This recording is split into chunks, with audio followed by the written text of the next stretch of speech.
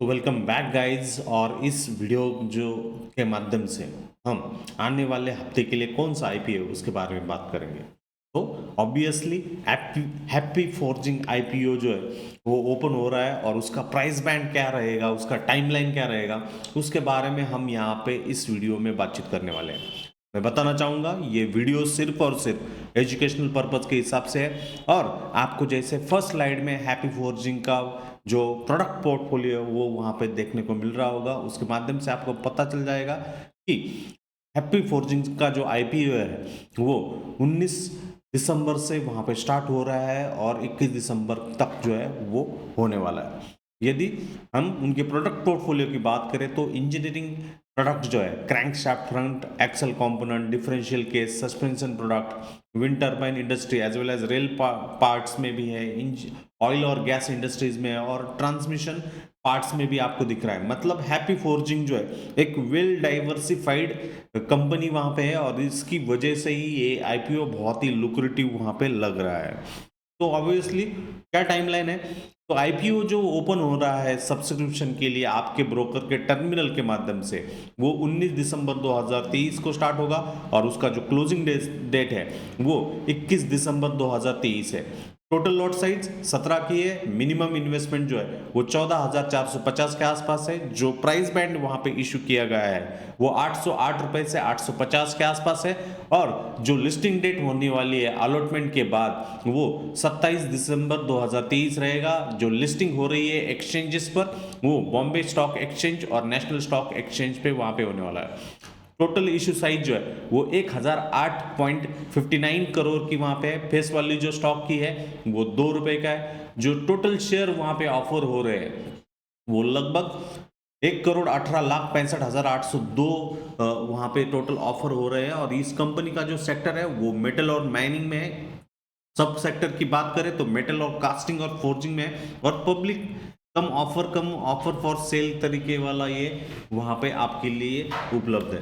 तो business of company की हम यहाँ पे बात करें तो एक इंजीनियरिंग कंपनी है जो कि मैन्युफैक्चर करती है सेफ्टी क्रिटिकल हेवी फोर्ज और हाई प्रिसीजन मशीन कंपोनेंट्स। इसके अलावा ये जो कंपनी है फोर्ज और मशीन कंपोनेंट्स में such as crankshaft front axles steering knuckles differential cases transmission parts planetary carriers suspension brackets valve bodies across various industries और वो डाइवर्सिफाइड कंपनी है बिकॉज जैसे हमने फर्स्ट स्लाइड में देखा कि वो ऑयल एंड गैस में है, रेलवेज में है और इसके अलावा जो ऑटोमोटिव कंपनी जो है उसमें भी वहां पे केटर करती है।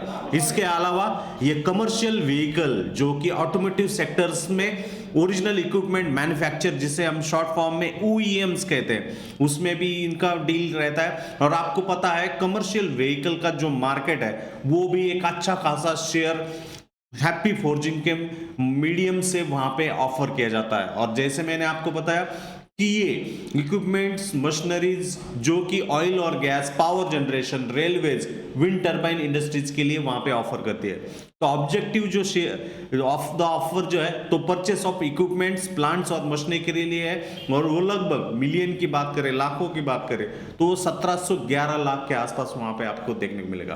Prepayment of all portion of certain outstanding बारो जो कर्जा वहां पे लिया गया है कंपनी द्वारा वो लगभग 1527 लाख के आसपास वहां पे है और ये ऑब्जेक्टिव ऑफ द ऑफर है। रिस्क फैक्टर की हम बात करें हैप्पी फोर्जिंग के बारे में तो उनका जो बिजनेस है वो शीर्ष टॉप के 10 ग्राहक पर निर्भर है और वित्त वर्ष 2023, 22, 21 में वो लगभग जो है 10 यदि वो टॉप कस्टमर्स की बात करें तो 8,384 लाख मिलियन की बात हम कर रहे हैं, 6,418 मिलियन और 4,636 मिलियन और 4,610 मिलियन और 4,286 मिलियन के आसपास है। मतलब हैप्पी फोर्जिंग के लिए जो बिजनेस वहां पे आता है वो टॉप के 10 कस्टमर से आता है और यदि उनमें कुछ इश्यूज हो जाए प्रॉब्लम हो जाए तो उसका प्रतिकूल प्रभाव जो है कंपनी पे वहां पे हो सकता है। ये बात भी आपको वहां पे अच्छे तरीके से समझनी होगी। दूसरी बात कंपनी ने जो है उनके वेंडर के साथ या जो माल वहां पे खरीदता है उनके साथ कोई भी प्रतिबद्धता कोई भी एग्रीमेंट नहीं किया है। इसका मतलब वो कोई भी बाउंड नहीं है और इसका भौगोलिक तरीके से स्थिति नकदी प्रवाह संचालन पर जो है एक परिणाम वहां पे होता हुआ दिख सकता है। इसके अलावा उनके जो सप्लायर्स है जहां से वो स्टील, क्योंकि इनके जो फिनिश प्रोडक्ट है वो स्टील के लिए इनपुट मटेरियल है जो कि रॉ मटेरियल है, और उसी वजह से उनके साथ भी सप्लायर्स के साथ भी इनका कोई भी एग्रीमेंट नहीं है, तो इसका भी इंपैक्ट वहां पे हो सकता है। और इसी वजह से कुछ फाइनेंशियल अरेंजमेंट में जो है लेंडर से शॉर्ट टर्म और लॉन्ग टर्म के लिए उन्होंने कर्जा या डेब्ट जो है वहां पे लिया है, और इसी वजह से अक्टूबर 31 2023 में टोटल बोरोइंग्स उनकी जो है वो लगभग 2599.42 मिलियन के आसपास है। और इसी वजह से इनका जो बिजनेस जो टोटल है certain industry particularly commercial vehicle, farm equipments और ऑफ हाईवे व्हीकल्स में, जो कि Indian as well as out of the India जो कि ओवरसीज मार्केट है, इसमें कोई बदलाव कुछ होता है तो उसका निगेटिव इंपैक्ट इन पर होता है। और इसी वजह से results of operation, cash flows और फाइनेंशियल कंडीशंस पे भी वो चीज होती है। यदि हम यहाँ पे शेयर होल्डिंग पैटर्न यदि हम देखें तो ऑलमोस्ट सबसे ज्यादा जो प्रोमोटर और प्रोमोटर ग्रुप द्वारा वहां पे एक्वायर्ड किए गए लगभग 88% के आसपास उनके पास जो है वो आपको प्रोमोटर होल्डिंग वहां पे देखने को मिलेगा। तो यदि हम बात करें कि इनके कस्टमर्स कौन कौन है, तो कमर्शियल व्हीकल्स में आप देख सकते हो अशोक लेलैंड, महिंद्रा, इजुसु मोटर्स है। फार्म इक्विपमेंट की बात करें तो स्कॉट कुबोटा है, यानमार है, सोनालिका ट्रैक्टर्स है। और ऑफ हाईवे व्हीकल्स की बात करें तो जेसीसी, हेंड्रिक्सन, डाना, डब्ल्यूसी, ये सारे कस्टमर्स वहां पे देखने को मिलेंगे। तो ये जो ऑब्जेक्टिव आ रहा है ऑफर फॉर सेल का, ये purchase of equipment, plants, machineries के लिए और pre payment of previous portions of outstanding borrowings, जो कि कर्जा है, डेब्ट है, उसके लिए वहां पे लिया जा रहा है। यदि हम कंपनी का ईपीएस और डाइल्यूटेड ईपीएस की बात करें तो ऑलमोस्ट 31 मार्च में जो क्लोज हुआ था उसके आसपास जो है वो 23 के आसपास है, और वेटेड एवरेज जो है 18.57 है। ये वेटेड एवरेज मतलब लास्ट 3 सालों का एवरेज यदि हम निकाले तो वो जो है 18.57 के आसपास आपको देखने को मिल रहा है। इसका मतलब कंपनी 18.57 के रेट पे जो है ईपीएस में वहां पे चीज कर रही है। यदि हैप्पी फोर्जिंग की ऑलरेडी लिस्टेड या अपोजिट कंपनी पीयर्स के बारे में हम यहाँ पे बातचीत करें तो वहां पे भारत फोर्ज, क्रैंकमैन शाफ्ट, रामकृष्ण फोर्जिंग और सोना बीएमडब्ल्यू आपको देखने को मिलेगा। जैसे आपको बताया कि ओवरऑल कंपनी का रेवेन्यू ऑफ ऑपरेशंस यदि हम देखें तो हैप्पी फोर्जिंग का लगभग 11,965 के आसपास है, ईपीएस 23 के आसपास है, और जो पी रेशो तो ऑलरेडी नहीं है एंड उसके लिए एजम्पशन वहां पे किया गया है। और यदि हम रिसेंटली लिस्टेड प्लेयर की बात करें तो वहां पे रामकृष्ण फोर्जिंग है, जहां पर उनका जो ओवरऑल रेवेन्यू है 31,000 करोड़ है और हैप्पी फोर्जिंग का 11,965.30 करोड़ के आसपास आपको देखने को मिल रहा है।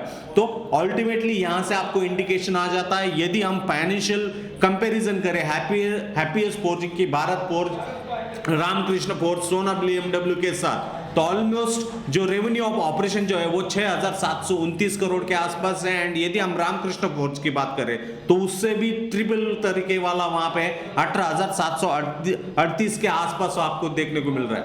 और ग्रॉस मार्जिन की बात करें तो ऑलमोस्ट हैप्पी फोर्जिंग जो है रामकृष्ण फोर्जिंग के कंपैरेटिवली लगभग 56.16% के आसपास से जो है ग्रॉस मार्जिन से वहां पे काम करती हुई दिख रही है।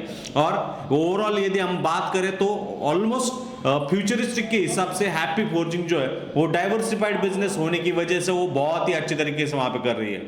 यदि हम फ्यूचर ग्रोथ प्लान की बात करें in terms of happy forging तो वो हाइड्रोजन फ्यूल सेल व्हीकल्स में, जिसे शॉर्ट फॉर्म में एफसीवीज कहा जाता है, उसमें वो एंट्री करने की सोच में वहां पे। इसके अलावा ऑटोमोबाइल सेक्टर में जो इवोल्यूशन हो रहा है उसके हिसाब से इनका प्रोडक्ट पोर्टफोलियो यदि वो बढ़ाने के लिए कोशिश कर रहे हैं तो उसमें कॉम्प्रेस नेचुरल गैस व्हीकल जो कि सीएनजी कहा जाता है उसमें भी उनका वहां पे एंट्री वहां पे हो रहा है। उसके अलावा बायो व्हीकल्स और सबसे महत्वपूर्ण हाइड्रोजन आईसीज, मतलब हाइड्रोजन फ्यूल के माध्यम से जो इंटरनल कंबशन इंजिन्स वहां पे है उसमें भी इनका प्रोडक्ट डेवलपमेंट वहां पे करता हुआ दिख रहा है। मतलब फ्यूचरिस्टिक हिसाब से हैप्पी फोर्जिंग जो है बहुत ही अच्छे तरीके से काम करते हुए हमें दिख रही है, और उस वजह से ये बहुत ही एक अच्छा खासा आउटपुट वाला सेटअप जो है वो करते हुए दिख रहे हैं। यदि हम ब्रेकअप की बात करें तो almost engine component, suspension and braking की हम ये डाइवर्सिफाइड की बात करें तो इंजन कंपोनेंट्स में लगभग 24% ऑटोमोबाइल में वहां पे आ जाता है, और यही एक मेजर कैटेगरी है, और इसी वजह से ये एसेंशियल है, और इसी वजह से हैप्पी फोर्जिंग एक बहुत ही अच्छी तरीके से वहां पे लुक्रेटिव लगता है। यदि हम ऑपरेशनल परफॉर्मेंस की बात करें तो हैप्पी फोर्जिंग के पास जो फोर्जिंग और मशीनरी कैपेसिटी की हम बात करें तो ऑलमोस्ट 1,53,000 100 टन्स की जो है वहां पे बेसिक रेंजिंग प्रेसेस है, और इसी वजह से ऑलमोस्ट जो कंट्रीब्यूशन ऑफ रेवेन्यू जो आता है ऑलमोस्ट 79% या 80% के आज कंपेरेटिव है। और यदि हम बाकी बात करें तो वहां पे अमेरिकन एक्सेल और इसके अलावा गिलियन फीडा करके जो कंपनीज है उनके पास उनकी कैपेसिटी ऑफ रेटिंग वहां पे आपको प्रेसेस वहां पे मिल जाएगी। तो अल्टीमेटली जो प्लांट्स है मशीनरीज है उसमें एक अच्छा खासा बेंचमार्क वहां पे हैप्पी फोर्जिंग के आसपास दिख रहा है। यदि हम कंपनी का US and user segment revenue की बात करें तो ऑलमोस्ट ऑटोमोटिव सेगमेंट में 44% है और नॉन ऑटोमोटिव सेगमेंट्स में उनका जो अर्निंग जो है वो 56% के आसपास है।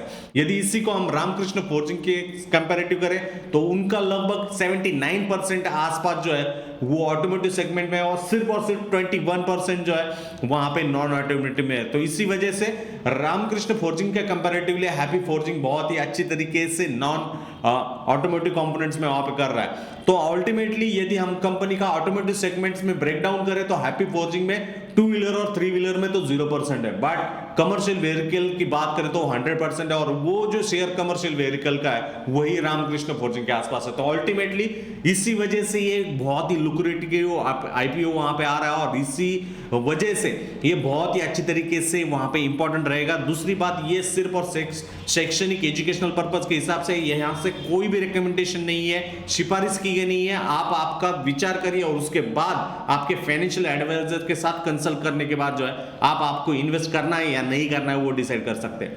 तो अल्टीमेटली जो डी ग्रोथ है लास्ट 10 इयर्स में तो उसमें सिर्फ और सिर्फ हैप्पी फोर्जिंग एक साल के लिए जो डी ग्रोथ में गई थी, और as compare to others peers की बात करें तो इंडस्ट्री पीयर्स की बात करें तो उसमें भी आपको वहां पे हैप्पी फोर्जिंग का जो कंक्लूडिवनेस है अलॉन्ग विथ रामकृष्ण फोर्जिंग वहां पे काम करता हुआ दिख रहा है। तो इसी वजह से ये बहुत ही अच्छे तरीके से रेवेन्यू ऑफ ऑपरेशन यदि हम करें तो फिस्कल ईयर 2019 से 2023 तक लगातार ये बढ़ता हुआ दिख रहा है। 7,503 से लगभग 11,965 के आसपास से ज्यादा दिख रहा है।